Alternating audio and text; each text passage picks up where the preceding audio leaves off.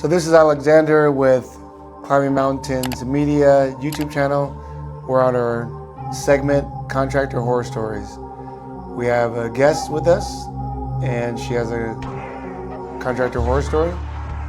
This is Carla Pastor from Blue Ribbon Home Improvement Concierge.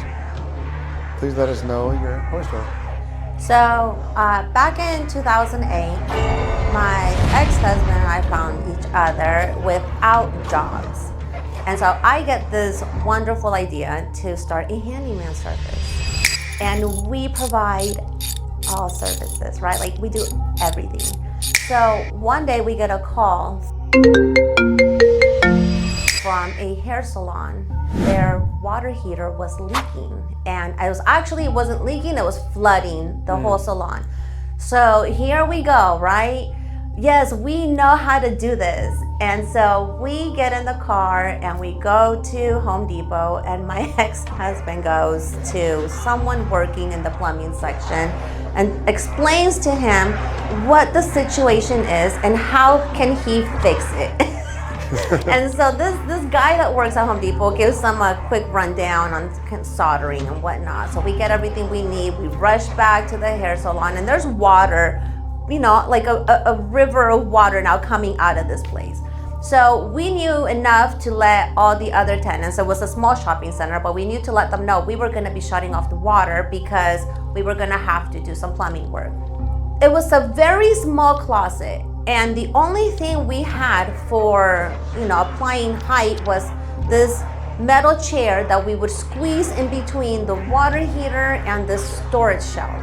And that's really important for you to know. So, as my ex-husband's going through and trying to fix the water heater, he kept on telling me, hop on the chair and let me know when I turn the water on if there's a leak. So I was like, okay. So he runs outside. I squeeze between the water heater and the storage shelf, and it was a tight squeeze to see if there was a leak. And so he turns the water on and it's leaking. But so I scream out, it's leaking, right? And I have to make sure he hears me through the whole salon, all the way outside, that it's still leaking.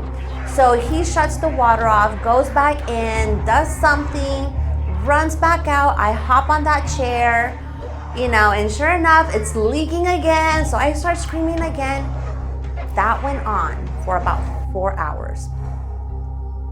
4 hours of me hopping off the chair, being in that small closet, mad at him because I told him at this point, call a professional plumber. You don't know what you're doing. But he was so adamant to prove himself that he would not call. So now we're getting closer to 5 hours and nothing. He cannot get this leak to stop. So he attempts to solder and just replace the whole copper line that was attached to the water heater. So he solders and he's so proud of himself. I did it. I soldered my first time. And then he says, okay, we have to now squeeze that chair back in between. And I was so tired. I don't want to do it. I was like, no, I'm done. You don't know what you're doing. I don't want to get on the chair, but I had to. So I propped the chair to the corner. Now, mind you, I just spent about 5 hours going up and down that chair between the water heater and that storage unit. And I must have done it about 20 times, right? So after the 20th time, I was like, I'm not doing it anymore. I'm just gonna put it right here off to the side. If I don't see anything, it's on you, buddy. So I stand on the chair, he turns the water on, and all I remember was like a dam exploded.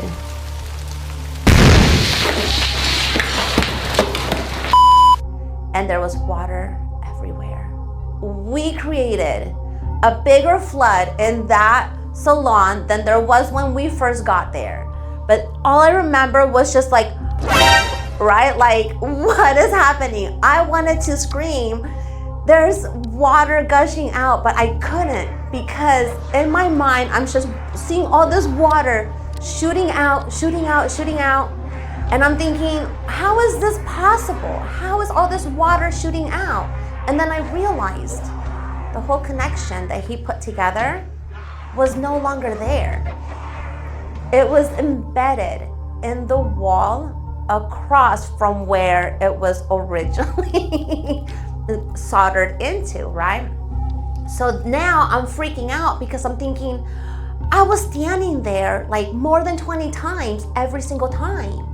And the one time that I did not stand there, it shot out. So now I'm screaming, it's missing. It's gone. There's water everywhere. So he comes running in and he thought I took it off. So he was like, where did you put it? And I was like, I don't know where it went. So, finally look over. It's right there in the wall. So he looks at me and now he's scared. But I don't think he was scared that it shot out. I think he was scared that I was gonna hurt him because he knew I had been standing there the whole time, right? And he goes, okay, we're calling a plumber. And 6 hours later, this plumber showed up and was like, right, solder, okay, done. Like, I don't even think it took him more than like 20 minutes to fix this.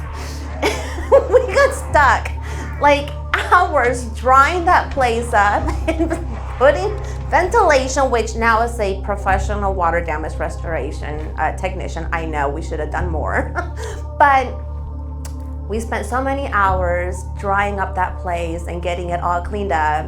And it took that plumber like 20 minutes to just solder that thing and just get it working without a leak. So I remember afterwards the drive back home was pretty quiet.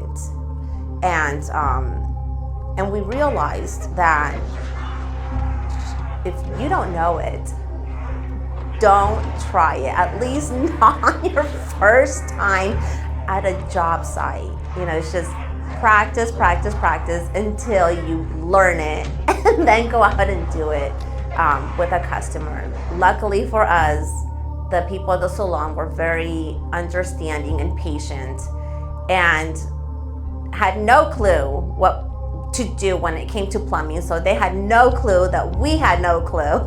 And they just kept thinking that this was normal, just, trial and error, whatever, right?